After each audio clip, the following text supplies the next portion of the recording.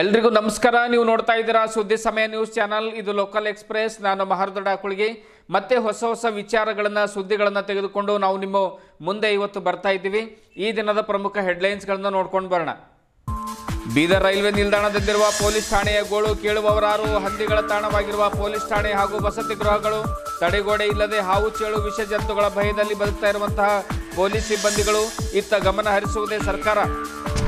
ವಿವಿಧ chit fund ಕಂಪನಿಗಳಲ್ಲಿ ಹಣ ಹೂಡಿಕೆ ಮಾಡಿ ಕಂಗಾಲಾದ ಬೀದರ್ ಜಿಲ್ಲೆಯ ಜನತೆ. ನಗರದಲ್ಲಿ ಪ್ರತಿಭಟನೆ ಮೂಲಕ ಆಕ್ರೋಶ ಹೊರಹಾಕಿದ ಮೋಸ ಹೋದ ಸಂತ್ರಸ್ತರು.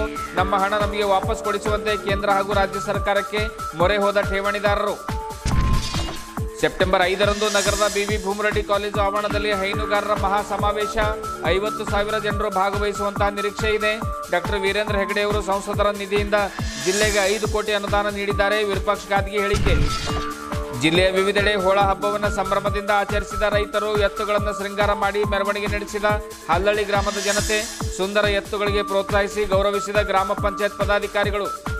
ರೈಲ್ವೆ ಸಚಿವರು ಮತ್ತು ಜಿಲ್ಲೆಯ ಸಂಸದರು ನೋಡಲೇಬೇಕಾಗಿರುವಂತಹ ಸುದ್ದಿ ಇದು.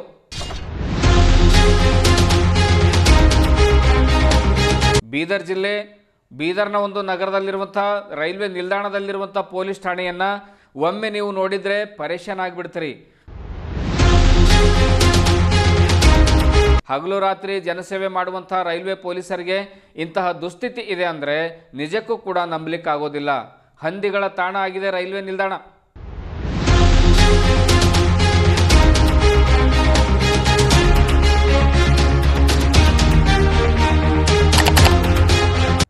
ರೈಲ್ವೆ ಪೊಲೀಸ್ ಠಾಣೆ ಹಂದಿಗಳ ತಾಣ ಆಗಿದೆ. ವಸತಿ ಗೃಹಗಳ ಅಂಗಳದಲ್ಲಿ ಮತ್ತು ಪೊಲೀಸ್ ಠಾಣೆ ಅಂಗಳದಲ್ಲಿ ಹಂದಿಗಳು ನಿರಂತರವಾಗಿ ಓಡಾಡ್ತಾ ಇವೆ. ಠಾಣೆ ಗಬ್ಬು ನಾರ್ತಾ ಇದೆ.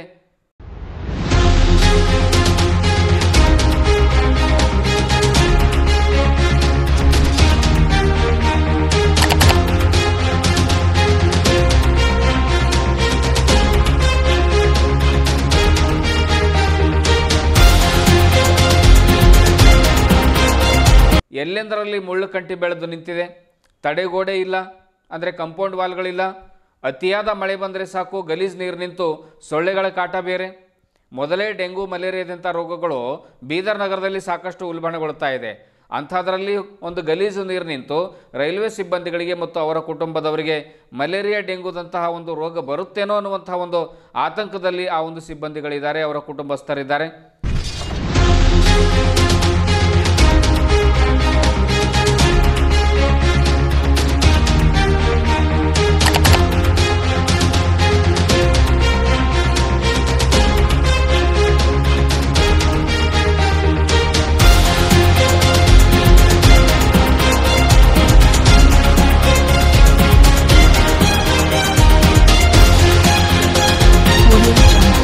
ಹಾಗೂ ಸಿಬ್ಬಂದಿಗಳು ಹಂದಿಗಳು ಓಡಾಡ್ತಾ ಇರೋದ್ರಿಂದ ಅಲ್ಲಿ ತಡೆಗೋಡೆ ಇಲ್ಲ. ತಡೆಗೋಡೆ ಇಲ್ಲದೇ ಇರೋದಕ್ಕಾಗಿ ಹಂದಿಗಳು ನಿರಂತರವಾಗಿ ಅಲ್ಲಿ ಬರ್ತಾ ಇವೆ. ವಿಷ ಜಂತುಗಳು ಬರ್ತಾ ಇದ್ದಾವೆ. ಹಾವು ಆಗಿರಬಹುದು, ಚೇಳು ಆಗಿರಬಹುದು, ಇನ್ನಿತರ ವಿಷಕಾರಿ ಒಂದು ವಿಷ ಜಂತುಗಳು ಅಲ್ಲಿ ಬರ್ತಾ ಇವೆ. ಆಮೇಲೆ ಪುಟ್ಟ ಮಕ್ಕಳು ಅಲ್ಲಿ ಪಾಪ ಆಟ ಆಡ್ತಾರೆ. ತಡೆಗೋಡೆ ಇಲ್ಲದೆ ಅಲ್ಲಿ ದಪ್ಪ ಹಾವುಗಳು ಕೂಡ ಬಂದಿರುವಂಥ ಉದಾಹರಣೆಗಳನ್ನು ತಾವು ನೋಡ್ತಾ ಇದ್ದೀರಿ.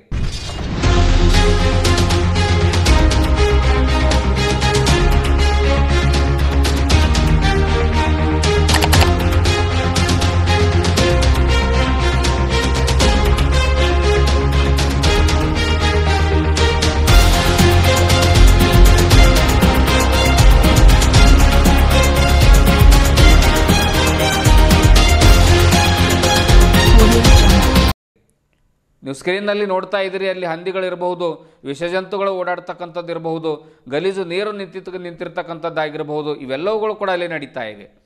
ಆಮೇಲೆ ಅಕಸ್ಮಾತ್ತಾಗಿ ಮಕ್ಕಳಿಗೆ, ಮಹಿಳೆಯರಿಗೆ ಏನಾದರೂ ಅನಾಹುತ ಆದರೆ ಯಾರು ಅವರಿಗೆ ಜವಾಬ್ದಾರಿ? ಎಷ್ಟೊಂದು ಆತಂಕದಲ್ಲಿ ಅವರು ಬದುಕ್ತಾ ಇದ್ದಾರೆ. ನಮಗೆ ಸಿಕ್ಕಿರುವಂಥ ಮಾಹಿತಿ ಪ್ರಕಾರ 1939ರಿಂದ ಇಲ್ಲಿಯ ಪೊಲೀಸ್ ಠಾಣೆ ಹಾಗೂ ವಸತಿ ಗೃಹಗಳ ದುಸ್ಥಿತಿ ಇದೇ ರೀತಿಯಾಗಿದೆ ಅನ್ನುವಂಥ ಮಾತನ್ನು ಕೇಳಿ ಬರ್ತಾ ಇದೆ. ಅಂದರೆ 85 ವರ್ಷಗಳಿಂದ ಇಲ್ಲಿ ಬೇಹಾಲತ್ತಾಗಿದೆ. ಪಾಪ ಪೊಲೀಸ್ ಸಿಬ್ಬಂದಿಗಳ ಸ್ಥಿತಿ ಬೇಹಾಲತ್ತಾಗಿ ಹೋಗಿದೆ. ಇನ್ನು ಇಲ್ಲಿ 10ರಿಂದ 12 ಪೊಲೀಸ್ ವಸತಿ ಗೃಹಗಳಿವೆ. ಅವುಗಳನ್ನು ನಿರ್ಮಾಣ ಮಾಡಿ ಸುಮಾರು 14 ವರ್ಷಗಳು ಗತಿಸಿದೆ. ಆದರೂ ಕೂಡ ಇಂದಿಗೂ ಸಿಬ್ಬಂದಿಗಳಿಗೆ ಹ್ಯಾಂಡ್ ಓವರ್ ಮಾಡಿಲ್ಲ. ಆದರೆ ವಾಸ ಮಾಡ್ತಾ ಇರುವಂಥವ್ರು ಯಾರು ಗೊತ್ತಾ? ತಿಳ್ಕೊಂಡ್ರೆ ತಾವು ಶಾಕ್ ಆಗಿಬಿಡ್ತೀರಿ. ಹಂದಿಗಳ ತಾಣವೇ ಆ ಒಂದು ಕ್ವಾರ್ಟರ್ಸ್ಗಳಾಗಿವೆ.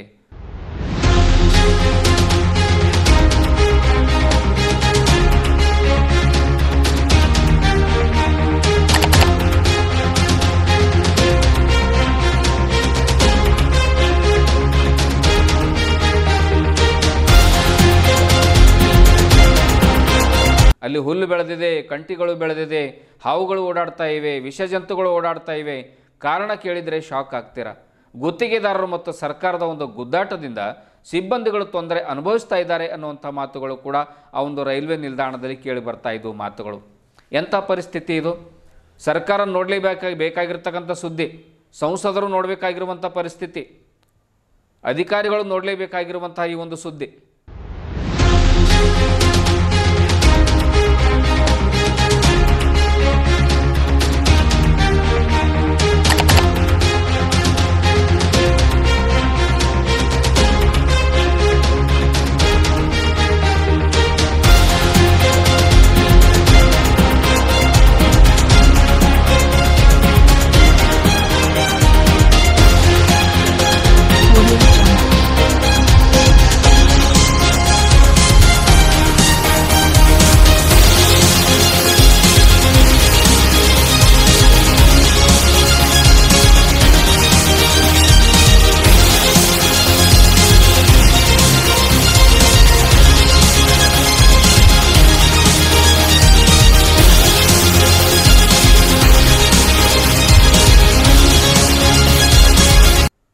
ಇನ್ನು ರೈಲ್ವೆ ಪೊಲೀಸ್ ಠಾಣೆ ಆ ಒಂದು ಸ್ಟೇಷನ್ ಬಿಟ್ಟು ಸುಮಾರು 600ರಿಂದ 800 ಮೀಟರ್ ದೂರದಲ್ಲಿದೆ.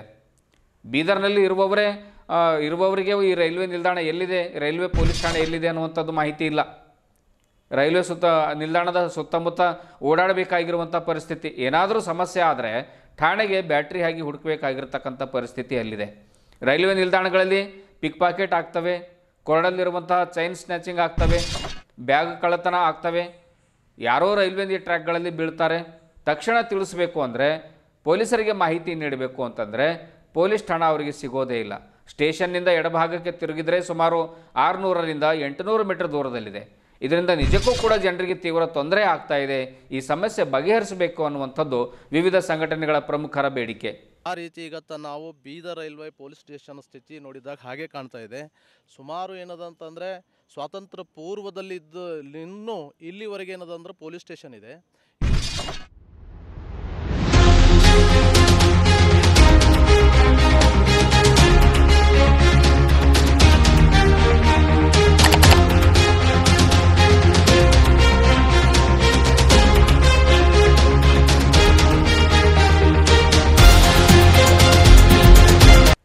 ಆಮೇಲೆ ಬೇರೆ ಬೇರೆ ವಿಷಯಗಳನ್ನು ನಾವು ತಿಳ್ಕೊಂಡಿರುವಂಥ ಪ್ರಕಾರ ಮಹಿಳೆಯರು ಆ ಒಂದು ರೈಲ್ವೆ ಸಿಬ್ಬಂದಿಗಳು, ಪೊಲೀಸರ ಸಿಬ್ಬಂದಿಗಳ ಒಂದು ವಸತಿ ಗೃಹಗಳ ಅಂಗಳದಲ್ಲಿ ಮಹಿಳೆಯರು ಏನಾದರೂ ಹಪ್ಪಳ, ಸಂಡಿಗೆ, ಇನ್ನಿತರ ಬೇಳೆಕಾಳುಗಳನ್ನು ಒಣಗಾಕಿದ್ರೆ ಹಂದಿಗಳು ಬಂದು ಮೂಸಿ ನೋಡ್ತವೆ ಅನ್ನುವಂಥ ಮಾತುಗಳನ್ನು ಕೂಡ ಪ್ರತ್ಯಕ್ಷದರ್ಶಿಗಳು ಅಲ್ಲಿ ಹೇಳ್ತಕ್ಕಂಥ ಮಾತು.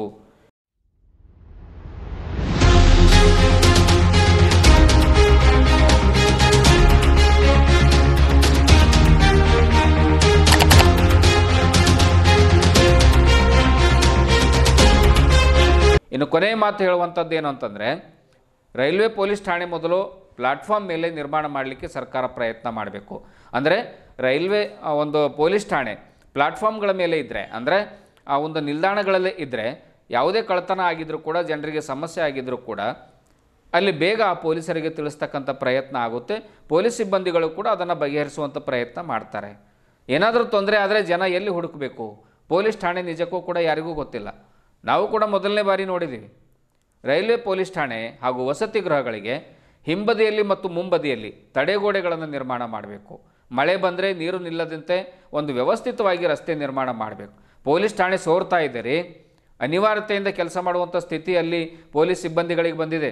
ಯಾರೋ ಪ್ರತ್ಯಕ್ಷದರ್ಶಿಗಳು ಹೇಳ್ತಾ ಇದ್ರು, ವಸತಿ ಗೃಹಗಳಲ್ಲಿ ಪುಟ್ಟ ಪುಟ್ಟ ಮಕ್ಕಳು ಓಡ್ತಾ ಇದ್ದಾರೆ, ಅಲ್ಲಿ ದಪ್ಪವಾಗಿರ್ತಕ್ಕಂಥ ಆಟ ಆಡ್ತಾ ಇರುವಂಥ ಸಂದರ್ಭದಲ್ಲಿ ದಪ್ಪ ಆಗಿರ್ತಕ್ಕಂಥ ಹಾವುಗಳು ಬರ್ತಾ ಇದ್ವು, ಆಮೇಲೆ ಡೆಂಗು ಮಲೇರಿಯಾದಂಥ ರೋಗಗಳು ಬರ್ತಾ ಇದೆ ಅನ್ನುವಂಥ ಮಾತನ್ನು ಕೂಡ ಹೇಳಿದರು. ಯಾರೋ ಇನ್ನಿತರ ಅಲ್ಲಿರುವಂಥ ಸಿಬ್ಬಂದಿಗಳ ಸಂಬಂಧಿಕರು ಕೂಡ ಆಕ್ರೋಶವನ್ನು ಹೊರ ಹಾಕ್ತಾ ಇದ್ದರು. ಕೆಲವು ಸಲ ಕಂಪ್ಲೇಂಟ್ ಕೊಡಲಿಕ್ಕೆ ಹೋಗಿರುವಂಥ ಸಂದರ್ಭದಲ್ಲಿ ಅಲ್ಲಿರುವಂಥ ಜನರು ಕೂಡ ಆಕ್ರೋಶವನ್ನು ಹೊರಹಾಕ್ತಾಯಿದ್ರು. ಆಮೇಲೆ ಆರಕ್ಷಕರಿಗೆ ಅಲ್ಲಿ ನಾವು ರಕ್ಷಣೆ ಇಲ್ಲ ಅಂತಂದಮೇಲೆ, ಸರ್ಕಾರ ರಕ್ಷಣೆ ನೀಡ್ತಾ ಇಲ್ಲ ಅಂತಂದಮೇಲೆ ಜನಸಾಮಾನ್ಯರ ಒಂದು ಪರಿಸ್ಥಿತಿ ಏನಾಗಿರಬಹುದು. ಸೊ ಈ ರೀತಿಯಾಗಿ ಜಿಲ್ಲೆಯ ಒಂದು ಸಂಸದರು ಕೂಡ ಇತ್ತ ಗಮನ ಹರಿಸಬೇಕು, ಆ ಒಂದು ಸಮಸ್ಯೆಗಳನ್ನು ಆಲಿಸಬೇಕು.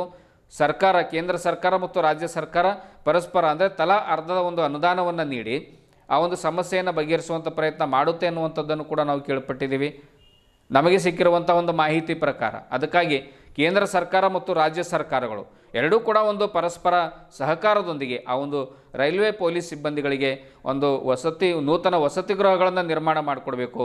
ನೂತನ ಪೊಲೀಸ್ ಠಾಣೆಯನ್ನು ನಿರ್ಮಾಣ ಮಾಡಿಕೊಟ್ಟಾಗ ಸಾಕಷ್ಟು ಅನುಕೂಲ ಆಗುತ್ತೆ ಅನ್ನುವಂಥದ್ದು ಕೂಡ ನಮ್ಮ ಒಂದು ಕಳಕಳಿ ಕೂಡ ಆಗಿತ್ತು. ಈ ಕುರಿತು ಗೊಂಡ ವಿದ್ಯಾರ್ಥಿ ಸಂಘದ ಸಂತೋಷ್ ಜೋಳದಾಪ್ಕಿ ಅವರು ಈ ಒಂದು ಪೊಲೀಸ್ ಠಾಣೆಯನ್ನು ನೋಡಿದಾಗ, ಅಲ್ಲಿರುವಂಥ ದುಸ್ಥಿತಿಯನ್ನು ಕಂಡಾಗ, ಅಲ್ಲಿರುವಂಥ ವಸತಿ ಗೃಹಗಳ ಒಂದು ಅಧೋಗತಿಯನ್ನು ಕಂಡಾಗ ಆ ಒಂದು ಕುರಿತು ಅವ್ರು ಏನು ಹೇಳಿದ್ದಾರೆ ಅನ್ನುವಂಥದ್ದನ್ನು ಬನ್ನಿ ಕೇಳಿಸ್ಕೊಳ್ಳಿ, ಅವ್ರು ಹೇಳಿರತಕ್ಕಂಥ ಮಾತು. ಇದನ್ನು ಗೊತ್ತಾ, ನಮ್ಮ ಬೀದರ್ ನಗರದ ರೈಲ್ವೆ ಸ್ಟೇಷನ್ ಪೊಲೀಸ್ ಸ್ಟೇಷನ್ ಸ್ಥಿತಿ ಹೆಂಗಾಗಿದೆ ಅಂತಂದರೆ, ಇವತ್ತು ಒಂದು ಬರಡು ಭೂಮಿ ಅಂತಾಗಿದೆ. ಒಂದು ಕಡೆ ಅಣ್ಣ ಬಸವಣ್ಣವರು ಹೇಳ್ತಾರೆ, ಮನೆಯೊಳಗೆ ನಿದ್ದಾನೋ ಇಲ್ಲವೋ ಹೊಸ್ತಲಲ್ಲಿ ಹುಲ್ಲು ಹುಟ್ಟಿ ಮನೆಯೊಳಗೆ ಕಸ ತುಂಬಿ ಮನೆಯೊಡನೆ ಇಲ್ಲ ಅನ್ನುವಂಥ ರೀತಿಯಲ್ಲಿ ಶರಣರೇನು ಸಂದೇಶ ಸಾರಿದಾರ. ಆ ರೀತಿ ಇವತ್ತು ನಾವು ಬೀದರ್ ರೈಲ್ವೆ ಪೊಲೀಸ್ ಸ್ಟೇಷನ್ ಸ್ಥಿತಿ ನೋಡಿದಾಗ ಹಾಗೆ ಕಾಣ್ತಾ ಇದೆ. ಸುಮಾರು ಏನದಂತಂದರೆ ಸ್ವಾತಂತ್ರ್ಯ ಪೂರ್ವದಲ್ಲಿದ್ದೂ ಇಲ್ಲಿವರೆಗೆ ಏನದಂದ್ರೆ ಪೊಲೀಸ್ ಸ್ಟೇಷನ್ ಇದೆ. ಇವತ್ತು ಪೊಲೀಸರು ನಮಗೆ ಸಾರ್ವಜನಿಕರಿಗಾಗಿ ರಕ್ಷಣೆ ಕೊಡುವಂಥ ಬಂಧುಗಳು. ಆದರೆ ಇವತ್ತು ಅವರು ಹೆಂಡ್ರ ಮಕ್ಕಳು, ಸಣ್ಣ ಮಕ್ಕಳನ್ನು ಇಲ್ಲಿ ಬದುಕುವಂಥ ಸ್ಥಿತಿ. ಸುಮಾರು 11 ಪೊಲೀಸ್ ಕುಟುಂಬಸ್ಥರು ಇಲ್ಲಿ ಬದುಕ್ತಾ ಇರ್ತಾರೆ. ಇವತ್ತು ನಾವು ನೋಡ್ತಾ ಇದ್ದಂಗೆ ಇದು ಜಂಗಲ್ ನಾವು ನೋಡಿದ್ರೆ ಭಾಳ ಭಯಭೀತಿ ವಾತಾವರಣವನ್ನು ಇವತ್ತು ನಮಗೆ ಕಾಣ್ತಾ ಇದೆ.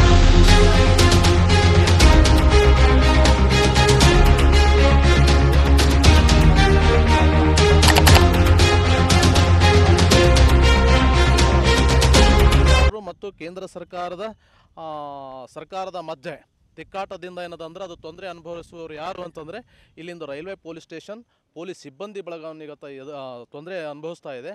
ಅದಕ್ಕೆ ನಾವು ಹೇಳೋದು ಒಂದೇ ಏನಂತಂದರೆ, ಇದನ್ನು ಎಲ್ಲ ಜನಪ್ರತಿನಿಧಿಗಳಾಗಲಿ ಹಾಗೂ ಸಂಘ ಸಂಸ್ಥೆಯ ಪ್ರಮುಖರಾಗಲಿ ಈ ವಿಷಯವನ್ನು ಎಚ್ಚೆತ್ತುಕೊಂಡು ಇದಕ್ಕೆ ಒಂದೊಂದು ಸುಭದ್ರವಾದಂಥ ಈ ಪೊಲೀಸ್ ಸ್ಟೇಷನ್ನು ಮತ್ತು ಈ ನಮ್ಮ ರೈಲ್ವೆ ಸ್ಟೇಷನ್ ಹೆಂಗೆ ಕಾಣಬೇಕಂದ್ರೆ ಒಂದು ಯಾರೂ ನೋಡುಗರ ಕಣ್ಣಿಗೆ ಅಂದ್ರೆ ಪ್ರವಾಸ ತಾಣ ಇದ್ದಂಗೆ ಮಾಡಬೇಕು ಅನ್ನುವಂಥ ಮಾತನ್ನು ಈ ಸಂದರ್ಭದಲ್ಲಿ ಹೇಳ್ತಾ, ಜೊತೆಗೆ ಏನದಂದರೆ ಇಲ್ಲಿ ಜನರು ಬದುಕುವಂಥ ಸ್ಥಿತಿ ಈ ಕಾಲೋನಿಯಲ್ಲಿ, ಈ ಬಡಾವಣೆಯಲ್ಲಿ ಅಂದರೆ ಪೊಲೀಸ್ ಸ್ಟೇಷನ್ ಹತ್ತಿರ.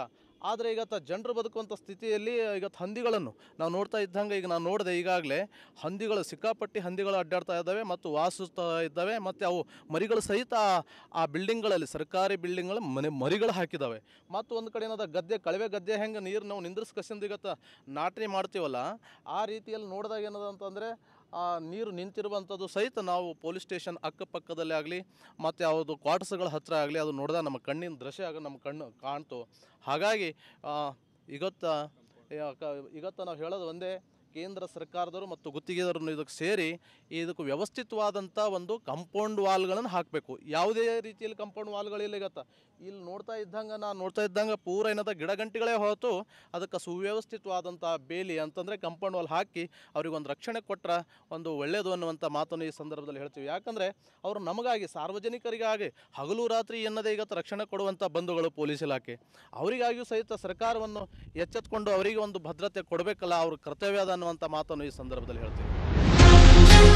ಈ ಭೂಮಿ ಮೇಲೆ ಎಲ್ಲಿವರೆಗೆ ಮೋಸ ಹೋಗುವವರು ಇರ್ತಾರೋ ಅಲ್ಲಿವರೆಗೆ ಮೋಸ ಮಾಡ್ತಕ್ಕಂಥವ್ರು ಇದ್ದೇ ಇರ್ತಾರೆ ಅನ್ನುವಂಥದ್ದು ಒಂದು ಗಾದೆ ಮಾತಿದೆ. 6 ವರ್ಷಗಳಲ್ಲಿ ಡಬಲ್ ಹಣ ಮಾಡಿಕೊಡ್ತೀವಿ ಎಂದು ಕೆಲವು ಚಿಟ್ ಫಂಡ್ ಕಂಪನಿಯವರು ನಮಗೆ ಮೋಸ ಮಾಡಿದ್ದಾರೆ ಎಂದು ಆರೋಪಿಸಿ ನಗರದಲ್ಲಿ ವಂಚನೆ ಸಂತ್ರಸ್ತ ಠೇವಣಿದಾರರ ವತಿಯಿಂದ ಪ್ರತಿಭಟನೆಯನ್ನು ನಡೆಸಲಾಯಿತು.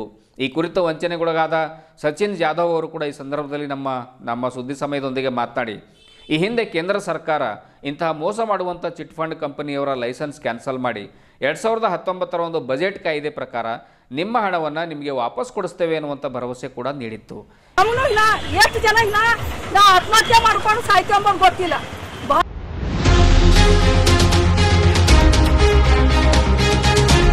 ಈ ಕುರಿತು ಆಯಾ ಜಿಲ್ಲೆಗಳ ಜಿಲ್ಲಾಧಿಕಾರಿಗಳ ಕಚೇರಿಯಲ್ಲಿ ಹಾಗೂ ತಹಸೀಲ್ದಾರ್ ಕಚೇರಿಗಳಲ್ಲಿ ನಿಮ್ಮ ದಾಖಲಾತಿಗಳನ್ನು ಕೊಡಿ, ಅದನ್ನು ಪರಿಶೀಲನೆ ಮಾಡಿ ಹಣವನ್ನು ವಾಪಸ್ ಕೊಡಿಸುವಂಥ ಪ್ರಯತ್ನ ಮಾಡ್ತೇವೆ ಎನ್ನುವಂಥ ಭರವಸೆ ಕೂಡ ಕೇಂದ್ರ ಸರ್ಕಾರ ನೀಡಿತ್ತು. ಆದರೆ ಇದುವರೆಗೆ ಹಣ ವಾಪಸ್ ಕೊಡಿಸಿಲ್ಲ ಎಂದು ಸಂತ್ರಸ್ತ ವ್ಯಕ್ತಿ ತಮ್ಮ ನೋವನ್ನು ಮಾಧ್ಯಮದವರ ಮುಂದೆ ತೋಡಿಕೊಂಡರು. ಕೇವಲ ಬೀದರ್ ಜಿಲ್ಲೆಯೊಂದರಲ್ಲಿ ಮಾತ್ರ 6 ಲಕ್ಷಕ್ಕೂ ಅಧಿಕ ಜನರು ತಮ್ಮ ಹಣವನ್ನು ಕಳ್ಕೊಂಡಿದ್ದಾರೆ. ಕೆಲವರು 10,000, ಕೆಲವರು 5 ಲಕ್ಷ, ಕೆಲವರು 10 ಲಕ್ಷ, ಹೀಗೆ ಕೋಟಿ ಹಣ ಕಳ್ಕೊಂಡಿದ್ದಾರೆ. ರಿಯಲ್ ಎಸ್ಟೇಟ್ನಲ್ಲಿ ನಿಮ್ಮ ಹಣವನ್ನು ಹಾಕ್ತಾ ಇದ್ದೇವೆ, ಕಡಿಮೆ ಸಮಯದಲ್ಲಿ ನಿಮಗೆ ಡಬಲ್ ಹಣ ಕೊಡ್ತೇವೆ ಎಂದು ಸುಳ್ಳು ಹೇಳಿ 2014ರ ನಂತರ ಚಿಟ್ ಫಂಡ್ ಕಂಪನಿಯವರು ತಮ್ಮ ಕಂಪನಿಯನ್ನು ಬಂದ್ ಮಾಡಿಕೊಂಡು ಓಡಿ ಹೋಗಿದ್ದಾರೆ. ಈಗ ನಾವು ಯಾರಿಗೆ ನಮ್ಮ ಹಣವನ್ನು ಕೇಳಬೇಕು ಅನ್ನುವಂಥ ಗೋಳನ್ನು ಹೇಳಿಕೊಂಡ್ರು. ಈಗ ಚುನಾವಣೆ ಸಂದರ್ಭದಲ್ಲಿ ನಮ್ಮ ದಾಖಲಾತಿ ತೆಗೆದುಕೊಳ್ಳುವಂತಹ ಕೌಂಟರ್ ಕೂಡ ಜಿಲ್ಲಾಧಿಕಾರಿಗಳ ಕಚೇರಿ ಹಾಗೂ ತಹಸೀಲ್ದಾರರ ಕಚೇರಿಯಲ್ಲಿ ಬಂದ್ ಮಾಡಿದ್ದಾರೆ. ಅದನ್ನು ಪುನಃ ಆರಂಭ ಮಾಡಬೇಕು, ನಮ್ಮ ದಾಖಲಾತಿಗಳನ್ನು ಕೇಂದ್ರ ಸರ್ಕಾರಕ್ಕೆ ತಲುಪಿಸಬೇಕು, ಕೇಂದ್ರ ಸರ್ಕಾರ ನಮ್ಮ ಹಣವನ್ನು ನಮಗೆ ವಾಪಸ್ ಕೊಡಿಸುವಂಥ ಪ್ರಯತ್ನ ಮಾಡಬೇಕು ಅನ್ನುವಂಥ ಮಾತನ್ನು ಸಚಿನ್ ಅವರು ಹೇಳ್ತಾರೆ. ಸಂತ್ರಸ್ತ ಮಹಿಳೆ ಕೂಡ ಮಾತನಾಡ್ತಾರೆ, ನಾವು ಚಿಟ್ ಫಂಡ್ ಕಂಪನಿಯವರ ಮೇಲೆ ಭರವಸೆ ಮಾಡಿ ನಮ್ಮ ಸಂಬಂಧಿಕರು ಸ್ನೇಹಿತರ ಹತ್ತಿರ ಓಡಾಡಿ ಕೋಟಿ ಹಣ ಕಂಪನಿಯಲ್ಲಿ ಠೇವಣಿ ಮಾಡಿಸಿದ್ದೇವೆ. ಈಗ ಅವರು ನಮ್ಮ ಮನೆ ಮುಂದೆ ಬಂದು ಹಣ ಕೊಡಿ ಎಂದು ಕೇಳ್ತಾ ಇದ್ದಾರೆ. ಹಣ ಠೇವಣಿ ಮಾಡಿಸಿದ ಸೂಪರ್ವೈಸರ್ಗಳು ಕೆಲವರು ಮನೆ ಬಿಟ್ಟು ಓಡಿ ಹೋಗಿದ್ದಾರೆ, ಕೆಲವರು ಇಂದಲ್ಲ ನಾಳೆ ಹಣ ಬರ್ತದೆ, ನಿಮ್ಮ ಹಣ ನಿಮಗೆ ಬರ್ತದೆ ಅನ್ನುವಂಥ ಭರವಸೆಯನ್ನು ನೀಡ್ತಾ ಜನರಿಗೆ ಒಂದು ಸಮಾಧಾನವನ್ನು ಮಾಡ್ತಾ ಇದ್ದಾರೆ. ಅದರಲ್ಲಿ ನಾನು ಕೂಡ ಒಬ್ಬಳಾಗಿದ್ದೇನೆ. ದಯವಿಟ್ಟು ಸರ್ಕಾರ ನಮ್ಮ ಸಮಸ್ಯೆಗೆ ಸ್ಪಂದಿಸಬೇಕು, ಇಲ್ಲಾಂದರೆ ನಮಗೆ ಆತ್ಮಹತ್ಯೆ ಒಂದೇ ಗತಿ ಆಗುತ್ತೆ ಎನ್ನುವಂಥ ನೋವಿನ ಮಾತುಗಳನ್ನು ಕೂಡ ಆ ಒಂದು ಸಂತ್ರಸ್ತ ಮಹಿಳೆಯವರು ಮಾತನಾಡ್ತಾರೆ. ಸುದ್ದಿ ಸಮಯದೊಂದಿಗೆ ಅವರು ಮಾತನಾಡಿದ್ದಾರೆ. ಬನ್ನಿ ಏನು ಹೇಳಿದ್ದಾರೆ ಅನ್ನುವಂಥದ್ದನ್ನು ಕೇಳ್ಕೊಂಡು ಬರೋಣ. ನನ್ನ ಹೆಸರು ಸಚಿನ್ ಜಾಧವ, PPGP ಜಿಲ್ಲಾ ಅಧ್ಯಕ್ಷರು ಹಾಗೂ ನಮ್ಮ ನ್ಯಾಷನಲ್ ಅಧ್ಯಕ್ಷ ಮದನ್ ಲಾಲ್ ಆಜಾದ್ ಅವರು ಹಾಗೂ ನಮ್ಮ ರಾಜ್ಯ ಅಧ್ಯಕ್ಷ ಅಪ್ಪ ಸಾಬ್ ಬುಗ್ಡೆ ಅವರು ಅವ್ರ ವತಿಯಿಂದ ನಾವು ಈ ಕರ್ನಾಟಕದಲ್ಲಿ ನಾವು ಹೋರಾಟ ಮಾಡ್ತಾ ಇದ್ದೀವಿ. ಈ ಸಂಘಟನೆ TPGP ಸಂಘಟನೆ ವತಿಯಿಂದ ನಾವು ಹೋರಾಟ ಮಾಡ್ತಾ ಇದ್ದೀವಿ. ಬಹಳಷ್ಟು ಜನಗಳಿಗೆ ಪಾಲಿಸಿ ಮಾಧ್ಯಮ ಚಿಟ್ ಫಂಡ್ ಕಂಪನಿ ಕಡೆಯಿಂದ ठगी आಗಿದೆ, नुकसानी आಗಿದೆ बहळಷ್ಟು. ज़्यादातर नुकसान होने की वजह से सब पीड़ित है यहाँ पे. इस कंपनी में BSL कंपनी में, एग्रीगोल्ड कंपनी में, HBN में, अन्य ऐसे बहुत सारे कंपनी हैं. वो कंपनी के पॉलिसी दिखा के लोगों को पैसे का डबल होता बोल के लुभा के घर में आके पॉलिसी बना के लोगों का पैसा लेके गए. लेके जाने के बाद केंद्र सरकार वो सभी कंपनियों के खिलाफ 2014 में वो सभी कंपनियों के खिलाफ नोटिस जारी करके वो सभी कंपनी को बंद कर दिया. बंद करने के बाद वो पैसा हम किसे मांगना, हम केंद्र सरकार को इसलिए धिक्कारा बोले. केंद्र सरकार को हम जवाब पूछ रहे. केंद्र सरकार क्या बोले कि कंपनी बंद होने के बाद बर्ड्स एक्ट 2019 के द्वारा आपको ये पैसा मिलेगा बोल के उन्होंने एक एक्ट रेडी करे. गवर्नमेंट एक एक्ट दिए, केंद्र सरकार ही एक्ट बनाए और हमारे को बोल दिए. तो उस माध्यम से हम क्या करें, बर्ड्स एक्ट के मुताबिक ये पैसा कहाँ पे, ये डॉक्यूमेंट कहाँ पे जमा करना है, तो उसका जो प्रोविजन है वो हिसाब से जिला कचेरी, तहसील कचेरी उसमें हम भर सकते बोल के उसमें दिए. वो हिसाब से हम सरकार को फाइट करते हैं और यहाँ जिला कचेरी, तहसील कचेरी को हम एप्लीकेशन दे दिए कि आपके पास ऐसा ऊपर से नोटिस आया और ये हमारे आवेदन पत्र ले लो. वो आवेदन पत्र हम 5 महीनों से वहाँ पे जमा करें. क्यों सरकार ने बोला है ये 180 दिन में ये आपका पैसा आपको मिलेगा. तो वो हिसाब से हम सभी आवेदन पत्र हम यहाँ पे जमा करें. कहाँ पर? DC ऑफिस में, तहसील ऑफिस में जमा करते हैं. तो भी ना केंद्र सरकार उसके ऊपर काम कर रहा है, ना राज्य सरकार उसके ऊपर काम कर रहा है. क्या यहाँ के जो कर्मचारी है वो भी सही तरीके से काम नहीं कर रहे, सही तरीके से. क्यों बोले तो यहाँ से डॉक्यूमेंट लेके तहसील कार्यालय से जिला कचेरी है ना, जिला कचेरी से ऊपर विभाग को जाए, वहाँ तक नहीं पहुँचा तो हमारा पैसा कैसे मिलेगा. 180 दिन होने को आ रहा है, अभी तक उसका कुछ ये नहीं है. इसलिए हम केंद्र सरकार और राज्य सरकार को धिक्कारा करें. कितना पैसे डाले सर? देखो पूरी इंडिया में 42,000 करोड़ रुपीस करोड़. अन्नपूर्णा ಹುಮ್ನಾಬಾದ್ ಕೋಲಿವಾಡದಾಗ ಇರೋರು. ನಾವು ಇವೆಲ್ಲ ಚಿಟ್ಪಟ್ ಕಂಪ್ನಿದಾಗ PSL ಇಂಡಿಯಾ ಲಿಮಿಟೆಡ್ ಅಂತ ನಾವು ಏಜೆಂಟ್ ಆಗಿ ಕೆಲಸ ಮಾಡ್ತೀವಿ. ಇದ್ರಾಗ 2 ಪ್ಲೇನಿಂಗ್ ಇದ್ದೀವಿ ರೀ, RD ಪ್ಲೇನಿಂಗ್, FD ಪ್ಲೇನಿಂಗ್. ಈ ರೀತಿ ನಾವು ಎಲ್ಲ ಜನರಿಗೆ ಏನಾಗ್ಯದ, ಬಹಳಷ್ಟು ಜನರಿಗೆ ನಾವು ಮೆಚುರಿಟಿನೂ ಕೊಟ್ಟಿದ್ದೇವೆ. ಒಂದ್ಸಲ 2ನೇ ಸಲಕ್ಕೆ ಮೆಚುರಿಟಿ ಮಾಡೋಷ್ಟು ಹೊತ್ತಿಗೆ ಎಲ್ಲ ಕಂಪ್ನಿಗಳು ಬಂದವು. ಇವು ಕಂಪ್ನಿಗಳು ಬಂದು ಆಗ್ಬೇಕಾಗೋಣ ಮತ್ತು ಹಿಂಗೆ ಭಾಳಷ್ಟು ಕಂಪ್ನಿಗಳಿಗೆ ಹೆಸರು ತೊಗೊಂಬಲ್ಲ. PSL ಇತ್ತು, ಗರಿಮಾ ಇತ್ತು, ಸಮೃದ್ಧಿ ಇತ್ತು, ಬಹಳಷ್ಟು ಇಂಥವೆಲ್ಲ ಚಿಟ್ಪಟ್ ಕಂಪ್ನಿಗಳು ಬಂದು ಇವು ಏನಾದ್ರು ಅಂದ್ರೆ ಎಲ್ಲಕ್ಕ ಮೋಸ ಮಾಡಿದ್ರಿ ಜನರಿಗೆ. ಎಷ್ಟೋ ನಮ್ಮ ಬಲ್ಲಿ ಜನರು ಆತ್ಮಹತ್ಯೆ ಮಾಡ್ಕೊಂಡ್ರಿ ಏಜೆಂಟ್ರುಗಳು.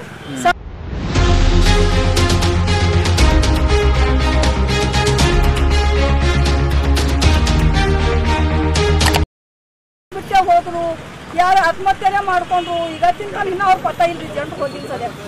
ಏನದ ಅಂದ್ರೆ ಇದು ಗೌರ್ಮೆಂಟ್ ಸರ್ಕಾರ ನಮ್ಗೆ ಎಲ್ಲರೂ ಆಗಿ ನಮ್ಗೆ ನ್ಯಾಯ ಕೊಡಿಸ್ಬೇಕು. ಕೇಂದ್ರ ಸರ್ಕಾರ ಆಗಲಿ, ನಮ್ಮ ಕರ್ನಾಟಕ ಸರ್ಕಾರ ಆಗಲಿ, ಎಲ್ಲ ಸರ್ಕಾರದವ್ರು ಆಗಲಿ, ನಮ್ಗೆ ಏನದ ಇದಿಷ್ಟೆಲ್ಲ ಜನರು ಎಲ್ಲ ಕೂಡಿ ಅಂದಕನ ಮಾಡಬೇಕು, ನ್ಯಾಯ ಕೊಡಿಸ್ಬೇಕಿಲ್ಲ. ಏನೇ ಇರಲಿ ಇದು ಬಹಳಷ್ಟು ಜನರು ನಮಗೂ ಇಲ್ಲ, ಎಷ್ಟು ಜನ ಇಲ್ಲ ನಾವು ಆತ್ಮಹತ್ಯೆ ಮಾಡ್ಕೊಂಡು ಸಾಯ್ಕೊಂಬೋದು ಗೊತ್ತಿಲ್ಲ. ಬಹಳಷ್ಟು ಜನರು ರೊಕ್ಕ ಇದು ಮಳ್ಳಿ ತಿರುಗಿ ಅಪ್ಲೈ ಮಾಡಬೇಕು ಎಲ್ಲ ಸರ್ಕಾರದವರು. ಅವ್ರಿಗೆ ಇಷ್ಟೇ ನಾ ಹೇಳಿ ಮುಗಿಸ್ತೀನಿ. ಜೈ ಹಿಂದ್, ಜೈ ಕರ್ನಾಟಕ. ನಂದು ನಮ್ಮ ಕೈ ಮೇಲೆ ಏನಿಲ್ಲ ಅಂದ್ರೆ ಒಂದು 50 ಲಕ್ಷ ಅವ ಸರ್. 50 ಲಕ್ಷ ಜನರು ನಮ್ಮ ಮನೆಗೂ ಬಹಳಷ್ಟು ಜನರು ಟಾರ್ಚರ್ ಕೊಡ್ತಾರ್ರಿ. ನಾವು ಯಾವಾಗ ಆತ್ಮಹತ್ಯೆ ಮಾಡ್ಕೊಂಡು ಸಾಯ್ಕೊಂಬೋದು ಗೊತ್ತಿಲ್ಲ. ಅದಕ್ಕೆ ಈ ಸಲುವಾಗಿ ಎಲ್ಲರ ಮನೆಯಾಗೆ ಇದೇ ಸಮಸ್ಯೆ ಅದ ಏಜೆಂಟ್ಗಳು ಇದ್ದೀನಿ. ಅದಕ್ಕೆ ದಯವಿಟ್ಟು ಎಲ್ಲ ನಮ್ಮ ಕೇಂದ್ರ ಸರ್ಕಾರದವ್ರಾಗ್ಲಿ ಮತ್ತು ಕರ್ನಾಟಕ ಸರ್ಕಾರದವ್ರಾಗ್ಲಿ ಏನೇ ಆಗಲಿ ನಮ್ದೆಲ್ಲ ಏಜೆಂಟ್ರಿಗೆ ಬಚಾವ್ ಮಾಡ್ಬೇಕಂದ್ರೆ ನೀವು ಎಲ್ಲ ನಮ್ಮ ಕಸ್ಟಮರ್ ತುಂಬಿನ ರೊಕ್ಕ ಒಳ್ಳೆ ಬರಪ್ಲೆ ಮಾಡಿ ಬರಪ್ಲೆ ಇಷ್ಟೇ ಹೇಳಿ ನಾವು ಕೈ ಮುಗಿಸ್ತೇವೆ ನಿಮ್ಗೆ. ಕರ್ನಾಟಕ ಸರ್ಕಾರದವರಿಗೆ, ಕೇಂದ್ರ ಸರ್ಕಾರದವರಿಗೆ ಜೈ ಹಿಂದ್, ಜೈ ಭಾರತ್.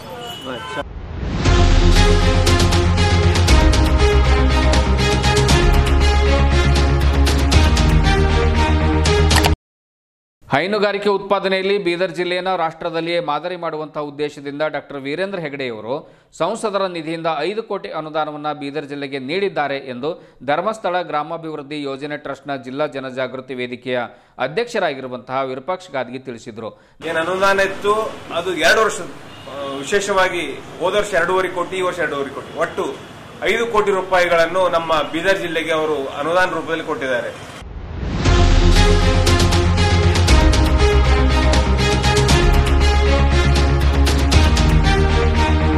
ನಗರದಲ್ಲಿ ಸುದ್ದಿ ಸಮಯದೊಂದಿಗೆ ಮಾತನಾಡಿರುವಂತಹ ಅವರು ಸೆಪ್ಟೆಂಬರ್ 5ರಂದು ನಗರದ BV ಭೂಮರೆಡ್ಡಿ ಕಾಲೇಜು ಆವರಣದಲ್ಲಿ ಹೈನುಗಾರರ ಮಹಾ ಸಮಾವೇಶವನ್ನು ಆಯೋಜನೆ ಮಾಡಲಾಗಿದೆ.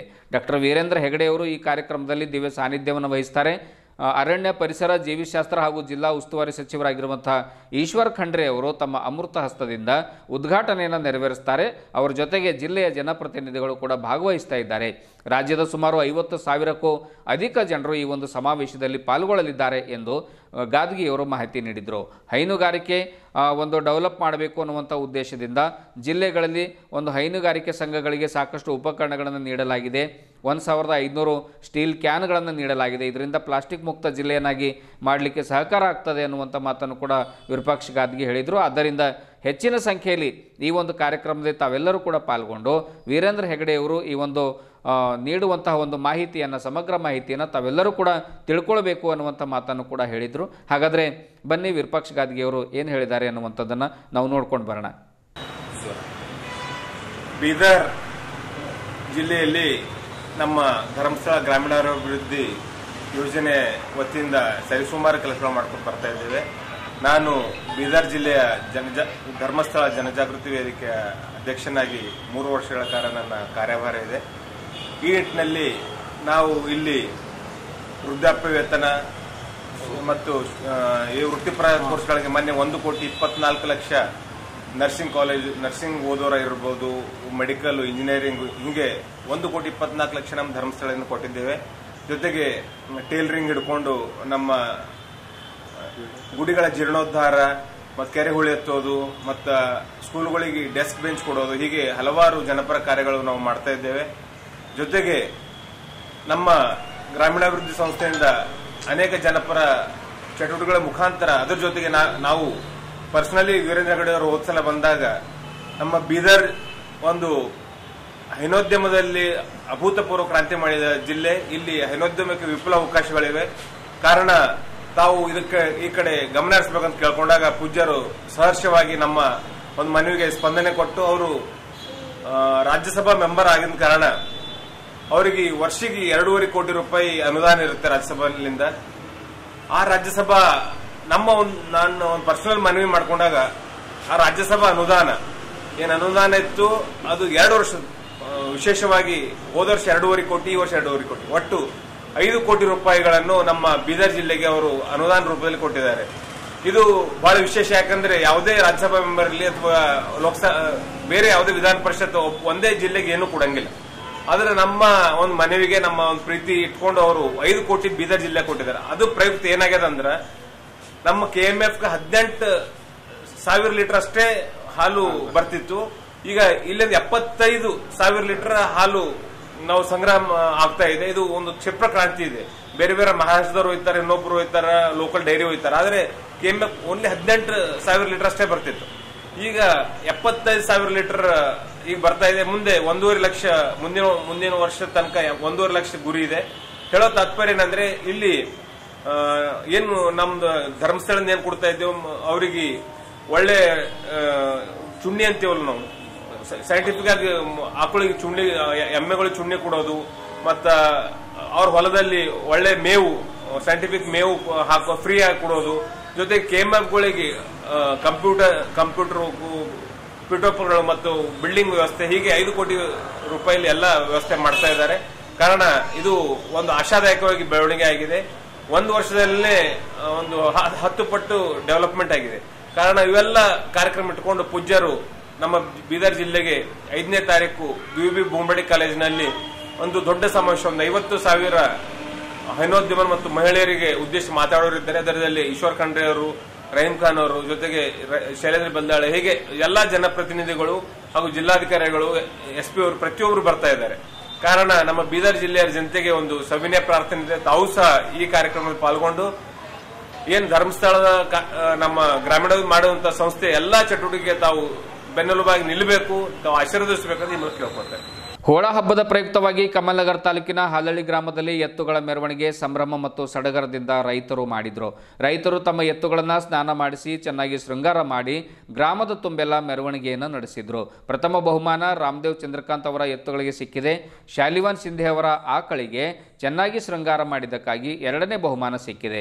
ಧನಾಜಿ ರೊಟ್ಟೆಯವರ ಒಂದು ಹೋರಿಗೆ ತೃತೀಯ ಬಹುಮಾನ ಕೂಡ ಸಿಕ್ಕಿದೆ ಎಂದು ಗ್ರಾಮದ ಹಿರಿಯರು ಮಾಹಿತಿಯನ್ನು ನೀಡಿದ್ದಾರೆ. ಇದೇ ಸಂದರ್ಭದಲ್ಲಿ ಚಾಂದೂರಿ ಗ್ರಾಮ ಪಂಚಾಯತ್ ವತಿಯಿಂದ ಅವರೆಲ್ಲರಿಗೂ ಕೂಡ ಸನ್ಮಾನ ಮಾಡಲಾಯಿತು.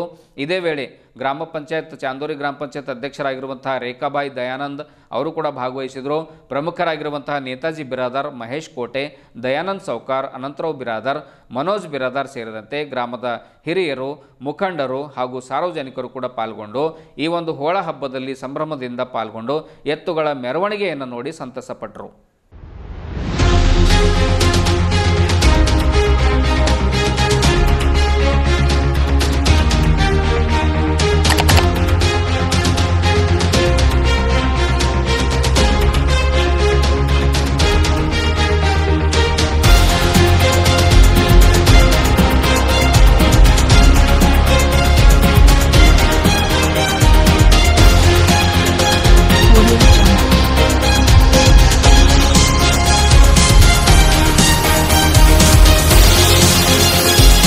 ಹೋಳ ಹಬ್ಬದ ಒಂದು ಪ್ರಯುಕ್ತವಾಗಿ ಕಮಲ್ನಗರ್ ತಾಲೂಕಿನ ಹಾಲಳ್ಳಿ ಗ್ರಾಮದಲ್ಲಿ ಎತ್ತುಗಳ ಮೆರವಣಿಗೆ ಸಂಭ್ರಮ ಮತ್ತು ಸಡಗರದಿಂದ ಜರುಗಿತು.